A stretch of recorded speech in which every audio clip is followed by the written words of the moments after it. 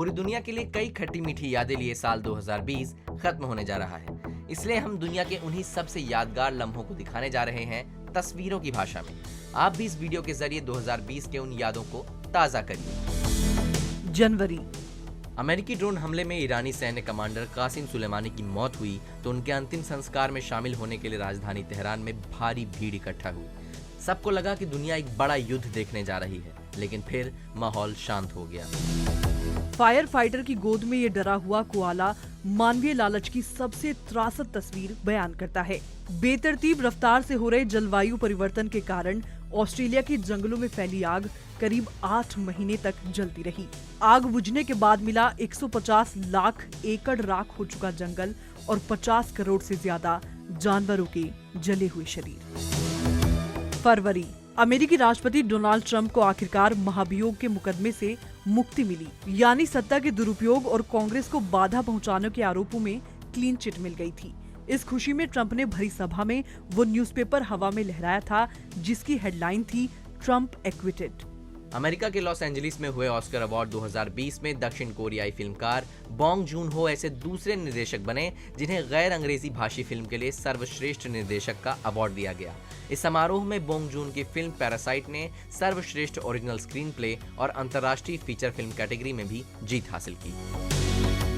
मार्च। Saudi अरब की स्थापना के 90 बरस में पहली बार हज यात्रा कोरोना की वजह से रद्द की गई। इस्लाम के पवित्र शहर मक्का और मदीना को विदेशियों के लिए बंद कर दिया गया। भारी भीड़ से घिरे रहने वाला काबा पहली बार खाली नजर आया। कोरोना के कारण जापान के प्रधानमंत्री शिंजो आबे को 2020 टोक्यो ओलंपिक 1 साल के लिए टालना पड़ा। ओलंपिक के इतिहास में ऐसा पहली बार हुआ। सेकेंड वर्ल्ड वॉर के दौरान इसे कैंसिल किया गया था। लालटेन में संरक्षित ओलंपिक लॉ, जिसे इवाकी कहते हैं। अप्रैल। अमेरिका में कोरोना से लगातार बढ़ती मौतों के बीच न्यूयॉर्क हार्ट आइलैंड में सामूहिक रूप से शवों को दफनाने की तस्वीरें सामने आई। इस वक्त तक न्यूयॉर्क में कोरोना संक्रमितों की संख्या 1,60,000 थी और 8,000 लोगों की मौत हो चुकी थी। एल सैल्वाडोर की राजधानी सैन सैल्वाडोर की जेल में हुए दंगे में 50 से अधिक कैदी मारे गए। राष्ट्रपति नायब बुकेले ने कहा कि कोरोना की आड़ में आपराधिक गैंग ऐसा कर रहे हैं। जेल में सभी कैदियों की कुछ ऐसे अंदाज में तलाशी ली गई। मई। मुस्लिमों के पवित्र महीने रमजान में सीरिया के अल अतरीब में लोग मलबे के बीच एक साथ जमीन में बैठकर अपना उपवास तोड़ रहे हैं, क्योंकि एक सैन्य अभियान के दौरान उनका घर और आसपास का इलाका पूरी तरह से ध्वस्त हो गया। पाकिस्तान इंटरनेशनल एयरलाइंस का एक पैसेंजर प्लेन कराची एयरपोर्ट के पास रिहायशी इलाके में क्रैश हो गया। इस दुर्घटना में 9 बच्चे समेत 97 लोगों की मौत हो गई थी। प्लेन 15 घरों को नुकसान पहुंचाते हुए क्रैश हुआ, जिससे मकानों में आग लग गई। जून।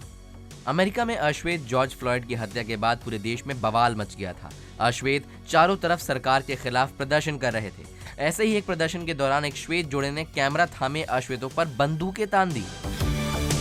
ये कोरोना वायरस के दौरान जून महीने में ब्राजील के मनौस के एक कब्रिस्तान का मंजर था। तब तक देश में 50,000 लोगों की मौत हो चुकी थी और देश भर में हर दिन करीब 100 लोगों की मौत हो रही थी। जुलाई। नासा का मिशन मार्स 2020 फ्लोरिडा के केप कनेवरल में केनेडी स्पेस सेंटर से लॉन्च किया गया। इस मिशन में परसिवरेंस रोवर को मंगल की सतह पर भेजा गया। इस रोवर में 25 कैमरे, माइक, ड्रिल और लेजर लगे हैं। जुलाई आते आते दुनिया के कई देश लॉकडाउन में ढील देने लगे। थाईलैंड में 3 महीनों के बाद स्कूल खुले और स्कूलों में बच्चों के लिए खास डेस्क तैयार किए गए। इस डेस्क में बच्चों को चारों तरफ एक डब्बे नुमा वॉल बनाई गई। अगस्त। लेबनान की राजधानी बेरूत में ब्लास्ट हुआ। पोर्ट इलाके के एक वेयरहाउस में रखे 2,750 टन अमोनियम नाइट्रेट की वजह से वहां 4 धमाके हुए। इसमें 204 लोगों की मौत हुई, 6,500 लोग घायल हुए और 1,11,000 करोड़ संपत्ति को नुकसान हुआ था। डेमोक्रेट पार्टी से उपराष्ट्रपति पद की उम्मीदवार कमला हैरिस को चुना गया था। उपराष्ट्रपति माइक पेंस और कमला हैरिस के बीच डिबेट हुई तो दोनों कैंडिडेट्स के सामने प्रोटेक्शन ग्लासेस लगाए गए थे। इसकी वजह से दोनों के बीच 12 फीट की दूरी रही। सितंबर। अमेरिका में ओरेगॉन, कैलिफोर्निया और वॉशिंगटन के जंगलों में भीषण आग फैल गई। 9 लाख एकड़ का इलाका खाक हो गया और सैकड़ों पशु पक्षी भस्म हो गए।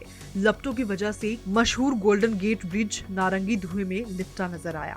अमेरिकी सुप्रीम कोर्ट की दूसरी महिला जज रूथ बदर गिंग्सबर्ग का 87 साल की उम्र में निधन हो गया। उन्होंने महिलाओं और अल्पसंख्यकों के अधिकारों के लिए कई काम किए थे। उनके निधन पर सुप्रीम कोर्ट के बाहर लोग उन्हें श्रद्धांजलि देने के लिए इकट्ठा हुए थे। अक्टूबर, कोरोना के कारण टली लंदन मैराथन अक्टूबर में हुई। 42.2 किलोमीटर की दूरी वाली इस मैराथन में दर्शकों को आने की अनुमति नहीं थी। कोरोना के कारण ब्रिटेन की महारानी एलिजाबेथ नहीं पहुंच पाई थी, इसलिए मैदान में उनका कटआउट लगाया गया था। कोरोना संक्रमित डोनाल्ड ट्रंप 3 रात अस्पताल में रहकर वापस लौटे और 10 दिन बाद ही फ्लोरिडा के सैनफर्ड में रैली करने पहुंचे। रैली में अपने भाषण से पहले ट्रंप ने अपना मास्क उतारकर फेंक दिया। हालांकि इस बात की दुनिया भर में कड़ी निंदा हुई। नवंबर, महामारी के इस दौर के बीच अमेरिका में मतदान हो चुके थे और बैलेट पेपर पर वोटों की गिनती चल रही थी।